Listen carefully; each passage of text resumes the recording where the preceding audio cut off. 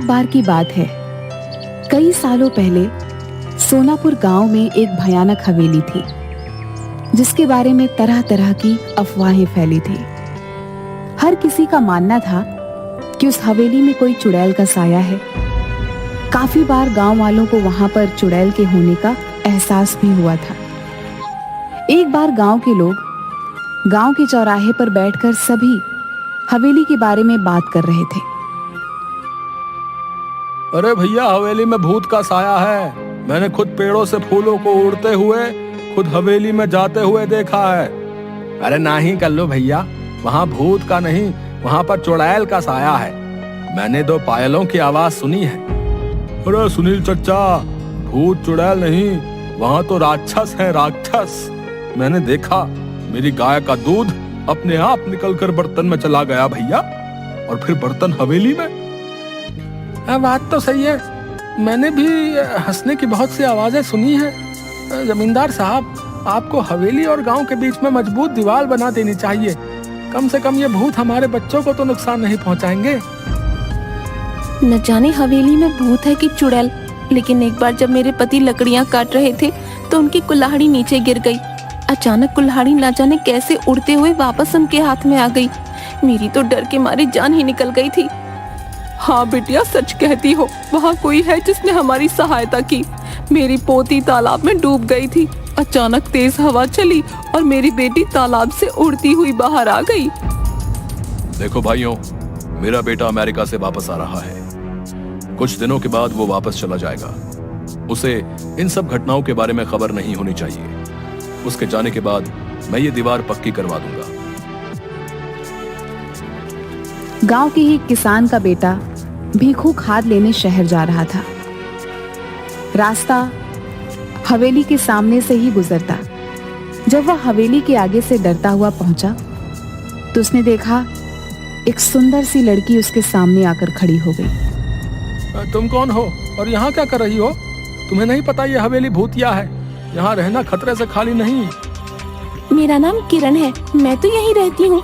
हम यहाँ आते जाते हैं, भूत तो नहीं देखा हमने कभी। अच्छा, पर ये तो भूतिया हवेली है और लोग कहते हैं यहाँ भयंकर चुड़ैलें रहती हैं। ये सब सुनकर भीखू मन ही मन डरने लगा। उसके दिमाग में यही चल रहा था कि जो कुछ भी आज तक उसने सुना वो सच है या झूठ। तभी किरण बोली, तुम्हें पता है मैं हवेली में ही रहती हूँ। अब ये क्या कह रही हो? पूरा गांव जानता है कि इस हवेली में भूत चुड़ैल रहती है। तुम चुड़ैल भूत जैसी चीजों पर विश्वास रखते हो? मैं फालतू में ही इतना सोच रहा हूँ। ये लड़की होकर भी नहीं डर रही। ये भूत चुड़ैल मन का वहम है, ये सच्चाई थोड़ी ना है। आओ तुम्हें मैं अपने बाकी लोगों से मिलवाती हूँ, इससे तुम्हारा डर हमेशा के लिए खत्म हो जाएगा। भीखू किरण के पीछे पीछे चलने लगा कि अचानक उसे जोर का धक्का लगा और वह हवेली की पहाड़ी से नीचे गिर गया। गांव वाले तुरंत दौड़ते हुए भीखू के पास आए और पूछने लगे क्या हुआ। तभी भीखू के मुंह से बस ये शब्द निकले, हवेली, लड़की, किरण, हवेली।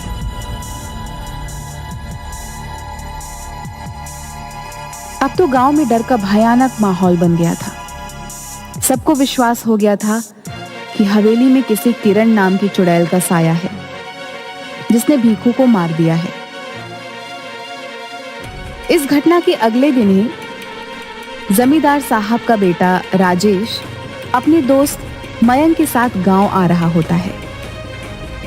हे भगवान, शाम हो गई है, हवेली के आगे से गुजरना होगा। अरे राजेश भैया, आप उस हवेली की तरफ मत देखना, कहीं उन चुड़ैलों का साया आप पर भी ना पड़ जाए।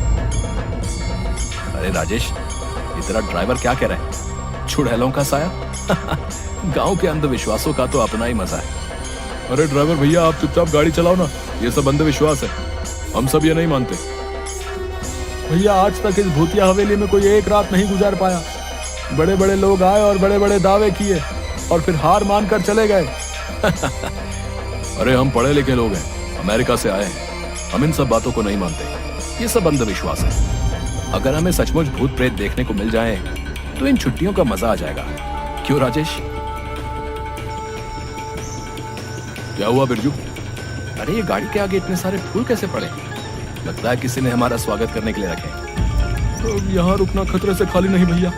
मैंने अभी अभी किसी को यहाँ से जाते हुए देखा है। ये सब हवेली की चुड़ैलों का काम है। अरे तुम गांव वाले भी कमाल हो, हैं? खुद ही सब कुछ करके शर्मिंदा हो जाते हो। मैं सब जानता हूँ। गांव वालों ने ये फूल बिछाए होंगे, लेकिन अब अपना नाम बताना नहीं चाहते। राजेश भैया, मैं झूठ नहीं बोल रहा। जब आप हवेली में एक रात बिता लेंगे तो आपकी सोच भी बदल जाएगी। यार बिरजू, तुम पहले घर पहुंचाओ, बाद में देखेंगे। अभी तो बहुत जोर से भूख लगी है। मेरे पेट में तो हाथी, चूहे, भूत, प्रेत सब दौड़ रहे हैं।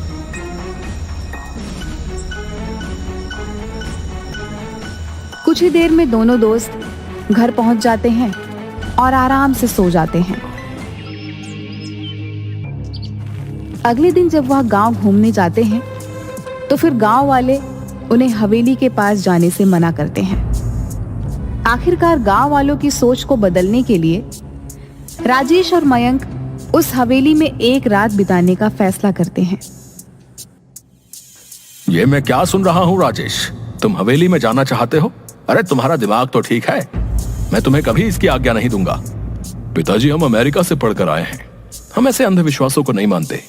वैसे भी वो हवेली बहुत पुरानी है। हम उसे हेरिटेज होटल बनाना चाहते हैं। करोड़ों की प्रॉपर्टी है। अरे चाचा जी, हो सकता है इस हवेली में कुछ लोगों ने कब्जा करने के लिए इस तरह की अफवाहें उड़ाई हूं। हम हमेशा के लिए इन सब का समाधान कर देंगे। ठीक है, अगर तुम लोग नहीं मानते तो जाओ, लेकिन अपने साथ 2 गार्ड, बंदूक और सुरक्षा का सारा सामान साथ ले जाओ।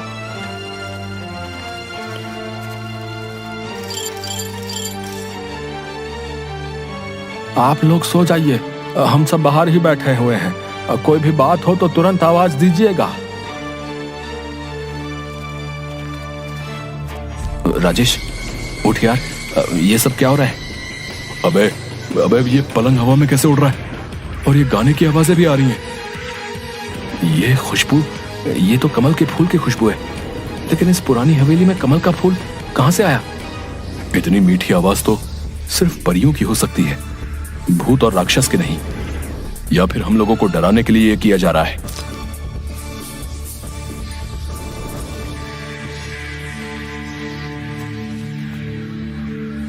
क्या तुमने वही देखा जो मैं देख रहा हूं? हाँ यार, ये तो सचमुच भूतिया है। नहीं, हम यूं विश्वास नहीं कर सकते। मुझे तो लगता है कि ये कोई ऐसा बंदा है जिसे इस टाइप के हॉरर इफेक्ट के बारे में बहुत कुछ पता है। चलो हवेली की लाइब्रेरी में चलते हैं, कुछ तो मिलेगा।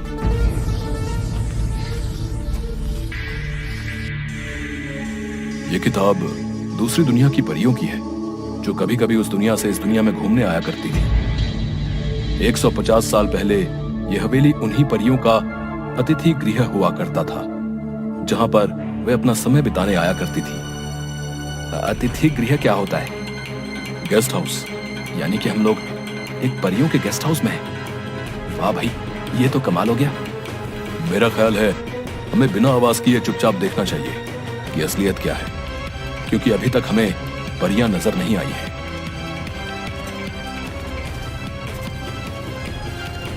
इसके बाद वो परियों का इंतजार करने लगते हैं।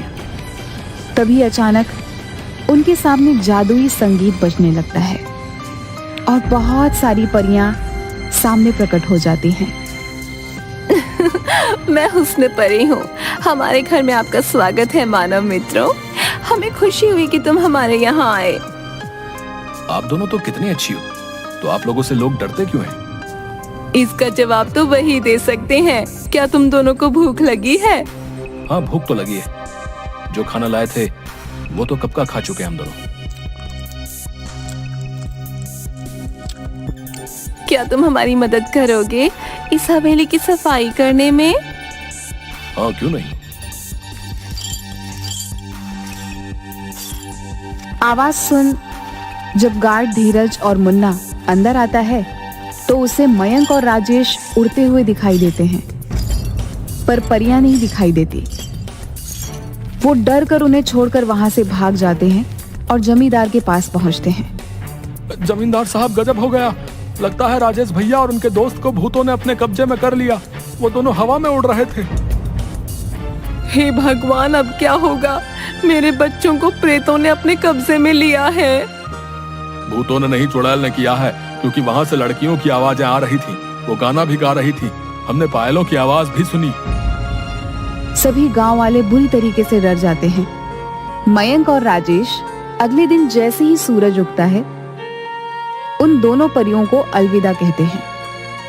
हम पर विश्वास करने के लिए धन्यवाद राजेश और मयंक, लेकिन गांव वाले हम पर भरोसा नहीं करते। इस हवेली से हमारी यादें जुड़ी हैं, इसलिए जब भी मन करता है तो कुछ वक्त बिताने हम यहाँ आ जाते हैं। लेकिन भीखू पर हमला तो सुबह हुआ था। मैं यही बताना चाहती हूँ, भीखू पर हमला हमने नहीं किया। हम तो सिर्फ गांव वालों को शहर से भागकर आए हुए तस्करों से बचाने की कोशिश कर रहे थे, जो सुबह के समय इस हवेली में छुपे रहते हैं और रात को तस्करी के लिए निकल जाते हैं। परियां राजेश और मयंक को बताती हैं, उस दिन जिस दिन पहाड़ी से गिरकर मर गया, उस दिन परी उसकी रक्षा कर रही थी, लेकिन सिर्फ भीखू को ही दिखाई दे रही थी। जब तस्करों ने भीखू को हवेली की तरफ आते हुए देखा तो उन्होंने उसे पीछे से धक्का दे दिया ताकि उनका रहस्य किसी और को न पता चल जाए। तो क्या तस्कर आपको नहीं देख सकते? नहीं, हमें सिर्फ वही देख सकता है जिसके आगे हम अपने आप को खुद दिखाना चाहें। हमने गांव वालों को तस्करों के बारे में बताने की काफी कोशिश की, लेकिन डरपोक गांव वाले हवेली में नहीं आए। आपको परेशान होने की कोई जरूरत नहीं है। आपने हमारे गांव की रक्षा के लिए इतने सालों तक हमारा साथ दिया है। आपकी सच्चाई हम सभी गांव वालों को बताएंगे और हम सभी गांव वालों के साथ अगले हफ्ते दीपावली मनाने यहाँ आएंगे।